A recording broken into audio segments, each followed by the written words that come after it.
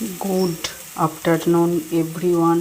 আমি এখন যে রান্নাটা করছি সেটা হচ্ছে নোটে শাক। নোটে শাকটাকে প্রথমে বড়ি, উচ্ছে আর আলু দিয়ে ভালোভাবে ভেজে নিয়েছি। ভেজে নিয়ে এর মধ্যে কিছু ছিবড়ে করা ঝিঙে ছিল, সেই ঝিঙেগুলো নষ্ট হয়ে যাচ্ছিল, সেই ঝিঙেগুলো এর মধ্যে আমি দিয়ে দিলাম। এখন এই শাকগুলো একটু একটু করে আমি ছুরি থেকে নিয়ে নিয়ে দিয়ে দিচ্ছি।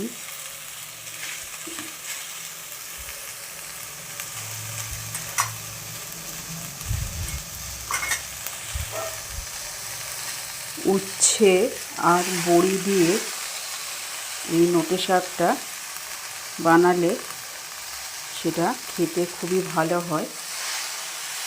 আর আলুটা ইচ্ছা মতো, যে খাবে সে দেবে, যে খাবে না সে আলু দেবে না।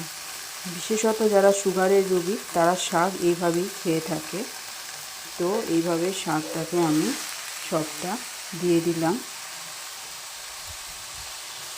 শাকটা সেদ্ধ হয়ে গেলে অল্প একটু নুন দিয়ে আর একটু গোটা পোস্ত ছড়িয়ে ঝুরঝুরে করে প্রথমে ভেজে তারপরে একটু আলু আর উচ্ছেটাকে সেদ্ধ হতে দেওয়ার জন্য একটু জল একটুখানি এইভাবে নিয়ে, এরমভাবে ঘটি করে জল হাতে নিয়ে এইভাবে একটুখানি ছড়িয়ে দিয়ে চাপা দিয়ে দিলে শাকটা খুব সুন্দরভাবে সেদ্ধ হয়ে যায়।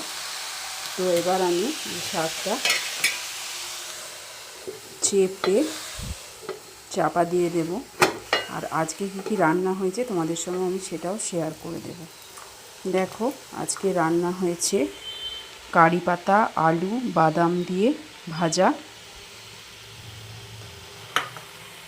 আচ্ছা, মুসুর ডালটা আমার এখনও সেদ্ধ হয়নি। এখানে আছে গোটা গোটা ডিমের ঝোল, পুরোটা ভাগ করা হয়ে গেছে। আর এখানে প্রেসার কুকারে একটু মুসুর ডাল কাঁচা পেঁয়াজ ফোড়ন দিয়ে করব, তাহলেই মোটামুটি আমার রান্না আজকে হয়ে যাবে। মোটামুটি শাকটা করলেই আমার রান্না শেষ। তো আমার এই ভিডিওটা, ছোটো মিনি ব্লগটা যদি তোমাদের ভালো লাগে তাহলে তোমরা অবশ্যই লাইক কমেন্ট শেয়ার এবং সাবস্ক্রাইব করে আমার পাশে থেকো। টাটা।